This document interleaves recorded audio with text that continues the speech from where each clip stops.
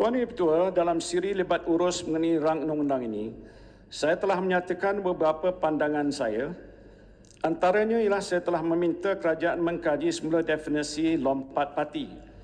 Saya tidak bersetuju seorang di parlimen yang dipecat dari partinya ataupun meninggalkan partinya atas sebab-sebab tertentu dikira sebagai lompat parti dan perlu mengosongkan kursinya serta-merta. Ada banyak sebab seorang ahli parlimen dipecat daripada parti ataupun meninggalkan partinya. Ada yang dipecat kerana melanggar disiplin parti atau kerana dengan izin cross the floor atau kerana menyatakan sesuatu yang hak tetapi tidak disenangi oleh pemimpin parti lalu dipecat dari partinya atau kerana partinya telah lari dari landasan prinsip perjuangannya yang sebenar serta memudaratkan rakyat dan negara. Keempat-empat situasi ini adalah berbeza, Tuan Yang Ketua. Kalau sekiranya undang-undang anti lompat parti terpakai dalam semua keadaan tanpa pengecualian, maka undang-undang yang diperkenalkan ini adalah zalim. Maka pengecualian dan pelindungan tertentu mestilah diberikan pada mana-mana ahli parlimen yang akan terkesan dengan undang-undang ini nanti. Dalam perlembagaan persekutuan, seorang yang didapati bersalah oleh mahkamah pun boleh terus kekal sebagai ahli parlimen sehingga kesnya diputuskan oleh mahkamah persekutuan. Dan sekiranya dia memohon untuk mendapatkan pengampunan sehingga petisyen pengampunannya diputuskan yang keseluruhan prosesnya mungkin memakan masa bertahun-tahun. Tetapi seorang ahli parlimen yang menyuarakan kebenaran dan dipecat oleh partinya mesti mengosongkan kursinya serta-merta.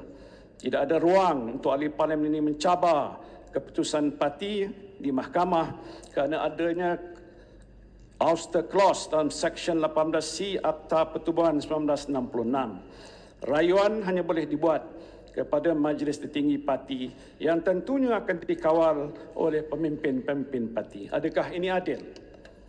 Saya fikir sekiranya inilah kedudukan undang-undang yang akan terpakai, maka tidak akan ada ahli parlimen yang berani menegur pemimpin parti yang melakukan kesilapan dan juga kemungkaran, yang mengamalkan rasuah dan penyelewengan kerana bimbang akan dipecat dari parti dan seterusnya hilang kursi parlimen yang disandang.